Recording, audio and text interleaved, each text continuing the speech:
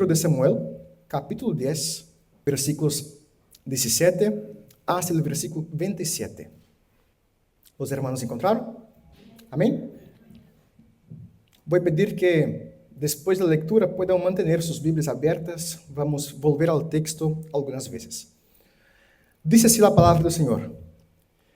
Después Samuel convocó al pueblo delante de Jehová en Mizpa y dijo a los hijos de Israel: Así ha dicho Jehová, el Dios de Israel: Yo saqué a Israel de Egipto y os livré de mano de los egipcios y de mano de todos los reinos que os afligieron. Pero vosotros habéis desechado hoy a vuestro Dios, que os guarda de todas vuestras aflicciones y angustias. Y habéis dicho: No, sino põe rey sobre nosotros. Ahora pues, presentaos delante de Jehová por vuestras tribus y por vuestras millares. Y haciendo Samuel que se acercassem todas as tribos de Israel, foi tomada a tribo de Benjamim. E hizo llegar a tribo de Benjamim por suas famílias. E foi tomada a família de Matri. E de ella foi tomado Saúl, hijo de Cis. E le buscaram, pero não foi hallado. Perguntaram, pues, outra vez a Jeová, se aún não havia venido allí aquele varão. E respondeu a Jeová: He aqui que ele está escondido entre el bagaje. Entonces corrieron y lo trajeron de allí. Y puesto en medio del pueblo, desde los hombros arriba, era el más alto que todo el pueblo. Y Samuel dijo a todo el pueblo: ¿Habéis visto al que ha elegido Jehová, que no hay semejante a él en todo el pueblo? Entonces el pueblo clamó con alegría, diciendo: Viva el rey. Samuel recitó luego al pueblo las leyes del reino, y las escribió en un libro, el cual guardó delante de Jehová. Y envió Samuel a todo el pueblo, cada uno a su casa. Saúl también se fue a su casa en Gabá. Y fueron con él los hombres de guerra, cuyos corazones Dios había tocado. Pero algunos perversos dijeron: ¿Cómo nos ha de salvar este? Y le tuvieron poco, y no le trajeron presente. Mas él disimuló. Vamos a orar una vez más. Dios, gracias por tu palabra. Pedimos que tu Santo Espíritu pueda abrir nuestros corazones y que a pesar del idioma del predicador que está aquí hoy día, el acento un poco diferente, que tu Santo Espíritu pueda obrar en nuestros corazones y que Cristo pueda ser exaltado en este sermón. Oramos en los méritos de Él. Amén. Queridos, creo que todos están muy contentos porque dentro de pocos días comienza el Mundial. Bueno, Chile no está esta vez, pero no se queden tristes, ¿ya? Todos podremos hinchar juntos por Brasil. Vamos. Y en los últimos días, hermanos, una de las noticias más comentadas en Brasil fue la convocatoria de la selección brasileña. Para aquellos que no saben mucho de fútbol, esta es una de las peores selecciones de Brasil de todos los tiempos. El equipo es malo, hermanos, muy malo. Pero nosotros tenemos un jugador llamado Neymar. Crack, inteligente, un jugador diferente. El problema es que nuestro técnico, Ancelotti, dijo en la entrevista que iba a llevar solamente a aquellos que estuviesen bien físicamente. Y todo brasileño sabe que Neymar no está en su mejor forma física. Entonces, muchos estaban preocupados, esperando el momento de la convocatoria de la sección para saber si Neymar iba o no al Mundial. Y cuando salió la convocatoria, hermanos, cuando el técnico dijo Neymar, todo Brasil celebró como si ya hubiera sido campeón. Impresionante.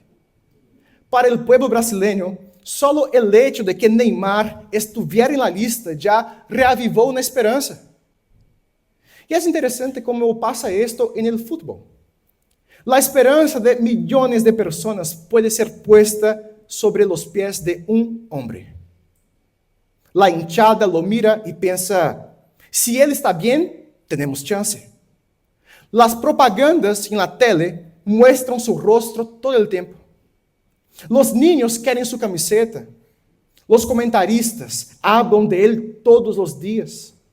El sueño de una nación entera se deposita en un jugador. Es muy entretenido participar de todo esto. El mundial tiene ese poder de mover con nuestras emociones. Pero eso también, hermanos, revela algo sobre nosotros. Nosotros tenemos una facilidad enorme para poner nuestra esperanza en cosas y personas que parecen fuertes a nuestros ojos. Siempre estamos buscando a alguien o alguna cosa que nos dé la sensación de que ahora todo estará bien. Hacemos esto con Neymar, pero também hacemos esto com o dinheiro, com a saúde, com a família, os planos, projetos. Miramos estas coisas e pensamos, se esto está bem, então minha vida estará segura. Pero muitas vezes, hermanos, aquilo que parecia tão seguro a nossos olhos se revela demasiado frágil para sostener nossa esperança. Um jogador pode lesionar-se, uma pessoa pode falhar, o dinheiro acaba, a saúde pode cambiar, e aquilo em lo que nós pusimos tanta expectativa termina mostrando-nos que não poderia cargar com o peso de nossa esperança. E é exatamente isso, hermanos, o que encontramos em nosso texto de hoje. Israel havia pedido um rei. O pueblo queria ser como as outras nações. Queria a alguém visível, fuerte, impressionante. Alguém que fuera delante de ellos em las batallas e les diera seguridade.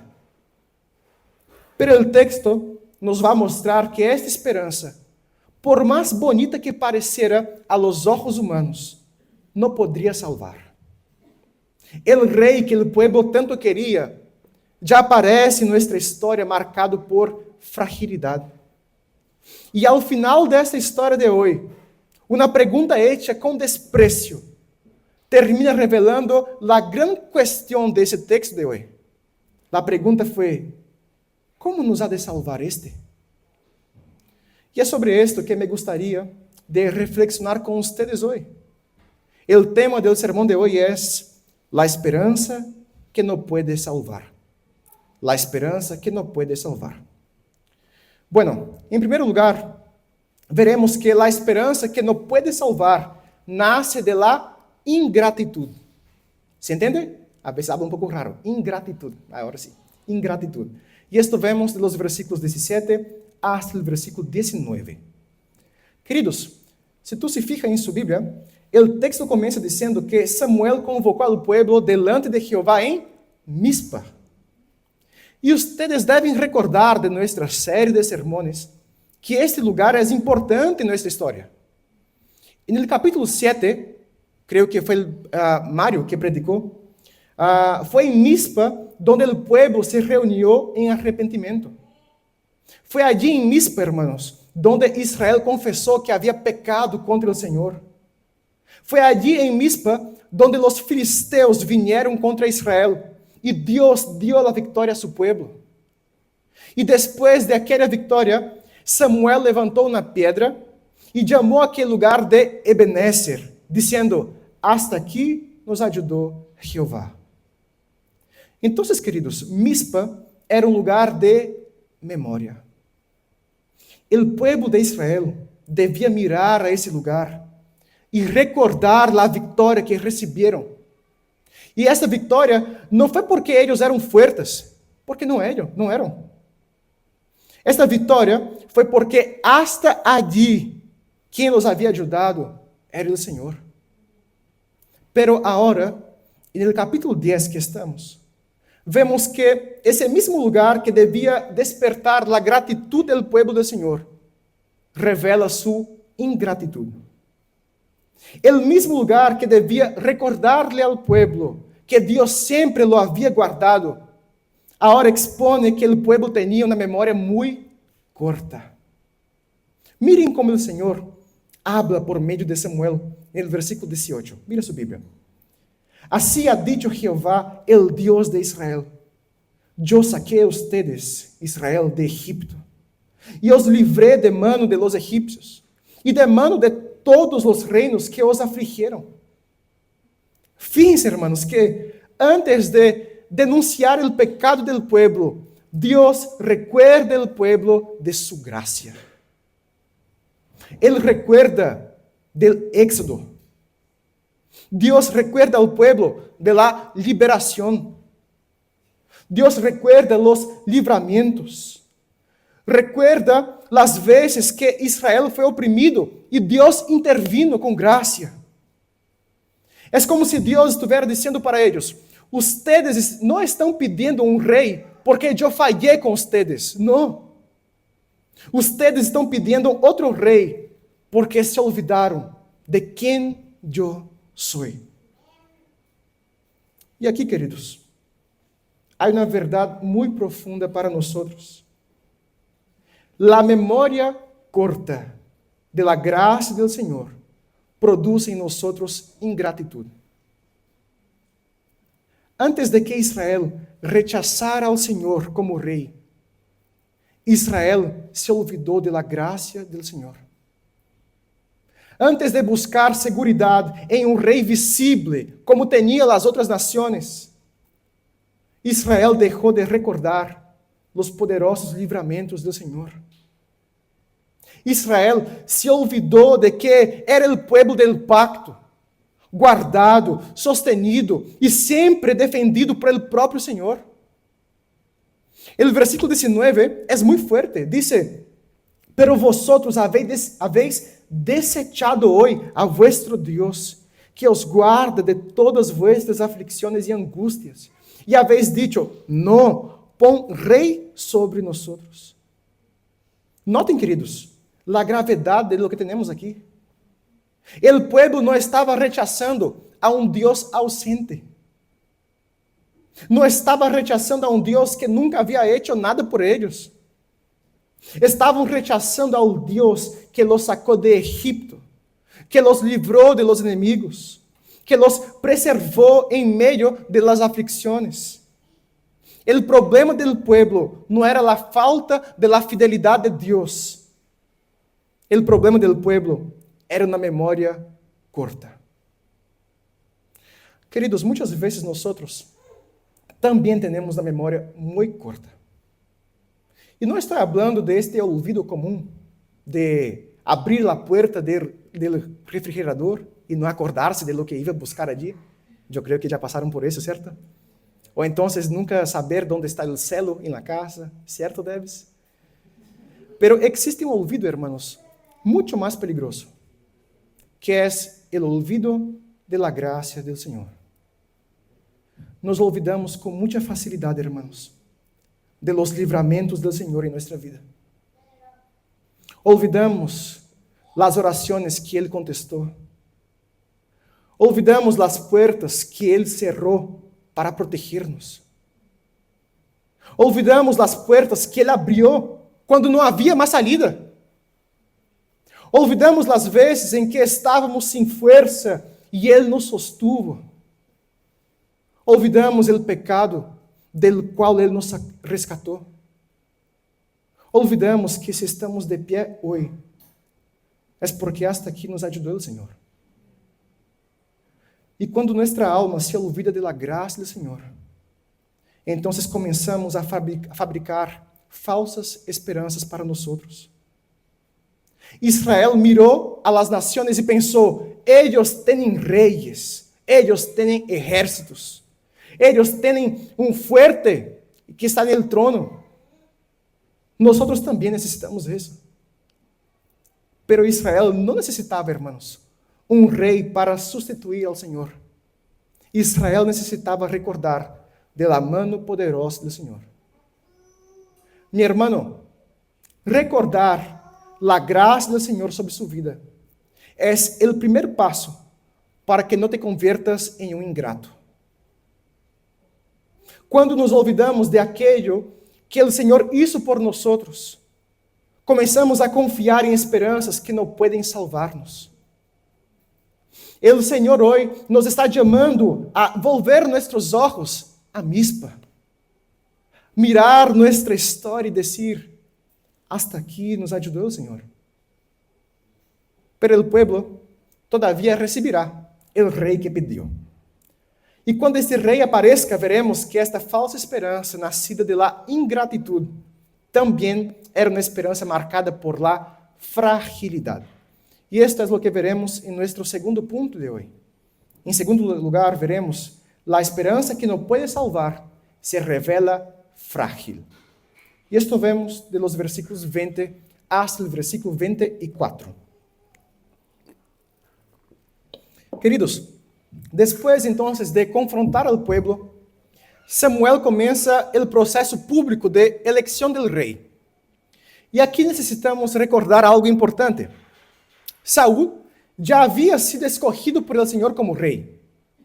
No capítulo 9, Saúl salió de sua casa buscando as asnas de seu padre. ¿Se acuerdan dessa história?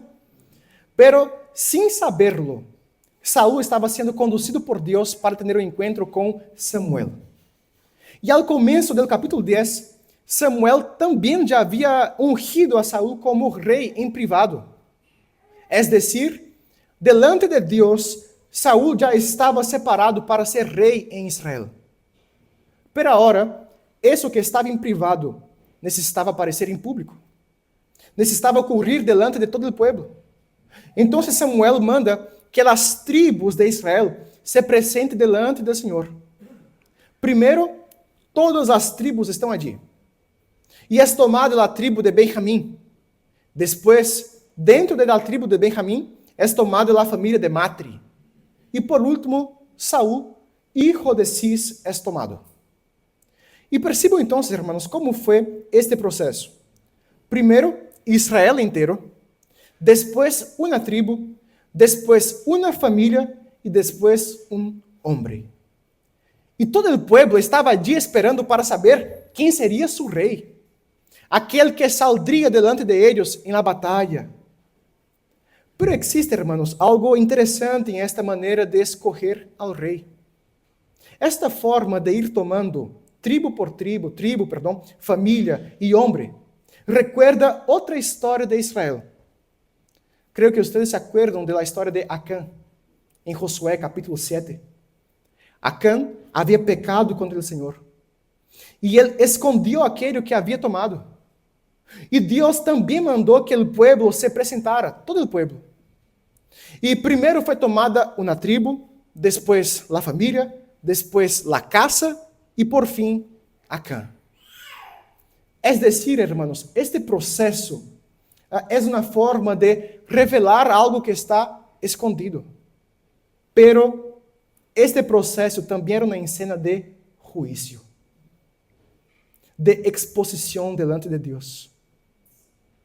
Se ele estava mostrando ao povo, uma vez mais, aqui na história, que muitas vezes Deus permite que seu povo receba lo que insiste em pedir, não como aprovação de Deus, sino como disciplina para exponer o coração do povo. E grava isso em tu coração, meu irmão.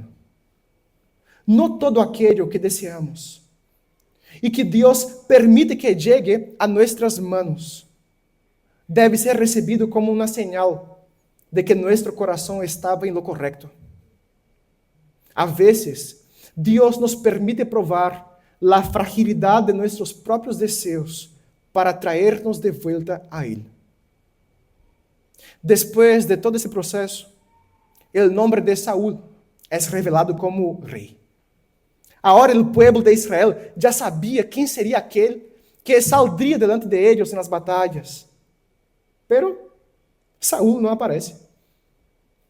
O homem escolhido não está ali. Então o povo necessita perguntar novamente ao Senhor: Oye, o homem está aqui, Senhor? ¿Não te equivocaste? E o Senhor responde: é aqui que ele está escondido entre o bagaje. Queridos, percebam a ironia desta cena. Israel queria um rei que fuera delante de eles nas batalhas, algo invisível. pero este rei está escondido. Israel queria alguém que lhe transmitira força, pero a primeira imagem pública que temos deste homem é sua fragilidade. Talvez Saul estava com medo, pode ser. Talvez estava assustado com o tamanho da responsabilidade. Ao final, Israel nunca havia tenido um rei visível antes. Pero el punto, hermanos, que temos aqui é que o rei que o povo queria para carregar sua esperança já aparece incapaz de sostener o peso desta esperança. A história nos diz que finalmente Saul aparece então, e me imagino nesse momento a cara de vergonha que ele estava sentindo. Lo pillaram entre os bagajes. E o texto diz que era o mais alto de todo o povo, de los ombros para arriba. Saúl tinha aparência. Saúl chamava a atenção. Parecia exatamente o tipo de rei que o povo queria. Então Samuel disse: ¿Habéis visto ao que ha elegido Jehová? Que não há semejante a ele em todo o povo. E o povo grita: Viva el rei! O povo estava gritando: Viva el rei! Para um homem que não poderia carregar o peso de ser a esperança do povo de Deus. Estavam confiando em aquilo que se poderia ver. E para ilustrar isto é como um niño pequeno que está em los braços de seu papá, pero empieza a chorar, porque quer agarrar-se a uma silla. E o papá está ali sosteniendo firme seu filho, pero este niño mira a silla e pensa que allí estará mais seguro. Se mueve, estira os braços, chora, porque quer outro apoio. E nós miramos a este e pensamos: pero este niño já está em lugar mais seguro que existe, em los braços de seu papá. Só que muitas vezes, hermanos, esse é exatamente o retrato de nosso coração. Já estamos em los braços del Deus que nos rescatou em Cristo, del Deus que nos guardou hasta aqui, del Deus que nos sostuvo em dias difíceis. Pero aún assim, entramos em pânico, porque queremos agarrar-nos em lo que se pode ver. Muitas vezes, nosso coração descansa quando temos algo visível de onde agarrar-nos. Quando a conta já está paga. Quando o exame saiu bem, aí descansamos. Quando o matrimônio não está em conflito, descansamos. Quando os hijos estão bem, descansamos. Quando o trabalho está seguro, descansamos. Pero quando estas coisas temblam, nos desesperamos. Mi hermano, ¿qué revela esto? Revela que muitas vezes nossa esperança está mais apoiada em aquilo que vemos que em el Deus que não vemos. El pueblo que deveria caminar por fé prefere caminar por lo que se pode ver. E essa é a fragilidade de la falsa esperança. Funciona mientras parece estar todo bem. Pero quando vem a pérdida, quando vem a notícia difícil, quando vem a enfermidade, quando vem aquilo que não podemos controlar, esta falsa esperança se esconde entre o bagaje. Não aparece para sostener-nos. Necessitamos um verdadeiro rei que nos esconda, hermanos. E assim caminhamos para o último ponto do sermão de hoje. Por fim, hermanos, veremos que a esperança que não pode salvar revela a necessidade de um outro rei. E isto vemos dos versículos 25 hasta o versículo 27. Queridos, depois então de que Saúl é encontrado entre o bagaje, lo pillaron, e que ele foi puesto em meio do pueblo, o pueblo grita: Viva el rei! Samuel todavia hace uma coisa muito importante aqui. El versículo 25 dice que Samuel explicó al pueblo las leyes del reino. Escribió todo en un libro y lo puso delante del Señor. Eso quiere decir, hermanos, que aún ahora, ya teniendo un rey, Israel no podría vivir como las otras naciones. Saúl no podría gobernar como quisiera. Él debía gobernar debajo de la palabra de Dios. Y un spoiler para nuestra historia, este rey va a fracasar justamente porque va a dejar de gobernar de acuerdo con la palabra de Dios. Después de eso, hermanos, Samuel despide al pueblo, cada uno a su casa. Y Saúl también vuelve a su casa, en Gabá. Y el texto dice que fueron con él algunos hombres valientes, mira que interesante, cuyos corazones Dios había tocado. Hermanos, qué frase linda tenemos aquí. Porque incluso en medio de una historia marcada por la ingratitud del pueblo, Dios todavía está actuando con gracia. Israel pidió un rey por motivos equivocados. Israel rechazó al Señor. Israel cambió al Señor colocando su esperanza en un hombre frágil. Pero Pablo le dijo una vez a Timoteo que incluso cuando nosotros no somos fieles, Dios permanece fiel. Dios no abandonó a su pueblo. Dios toca corazones y continúa gobernando incluso cuando su pueblo toma decisiones equivocadas, confusas. Y eso es un tremendo consuelo para nosotros hoy, hermanos. Dios gobierna incluso sobre caminos torcidos que muchas veces escogemos por nuestra ingratitud. La gracia del Señor es mucho mayor que la confusión de su pueblo. Pero el texto no termina solamente con este apoyo a Saúl. El versículo 27, el último versículo, dice: pero algunos perversos dijeron: ¿cómo nos ha de salvar este? Y le tuvieron en poco, y no trajeron presente para él, mas él disimuló. Estos hombres, hermanos, eram perversos.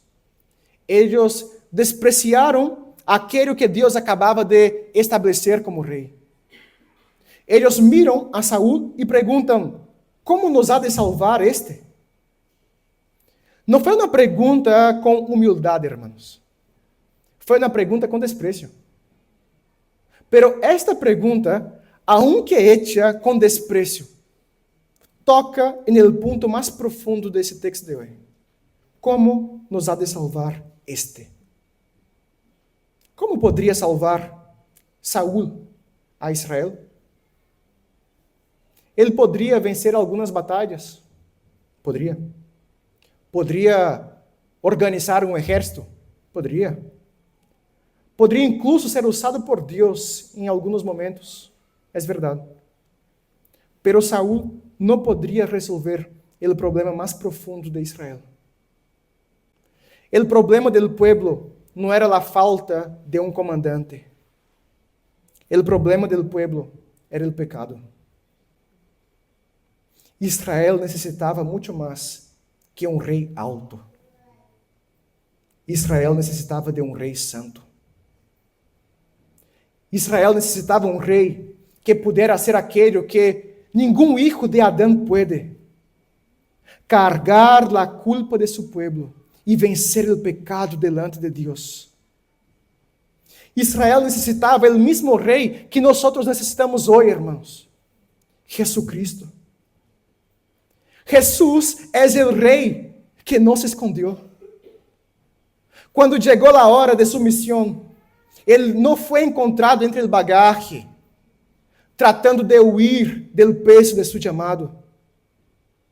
Ele caminhou hacia Jerusalém, sabendo muito bem o que ele esperava a ele.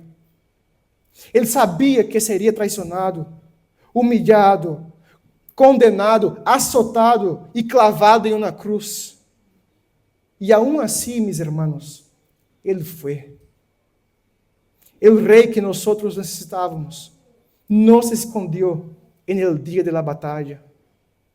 Ele saiu delante de nós, cargando na cruz.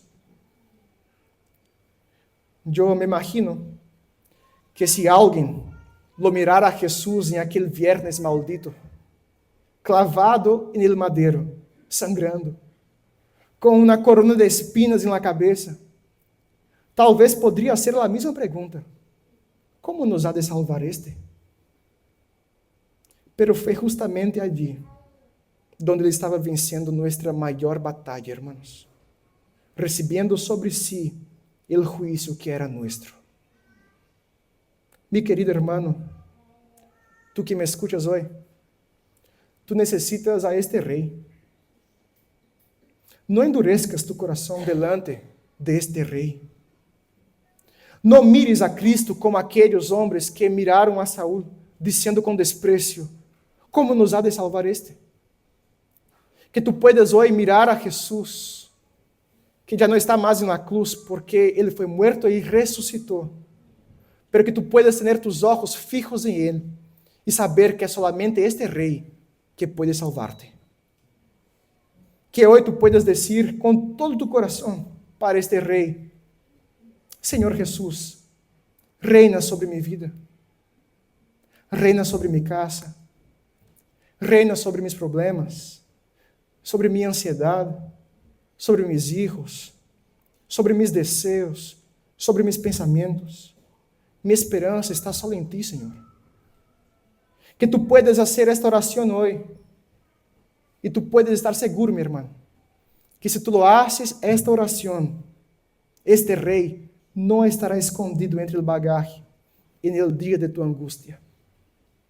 Ele irá delante de ti, te sostendrá com sua graça, te guardará em suas manos e te levará hasta o fim, com toda segurança. Amém?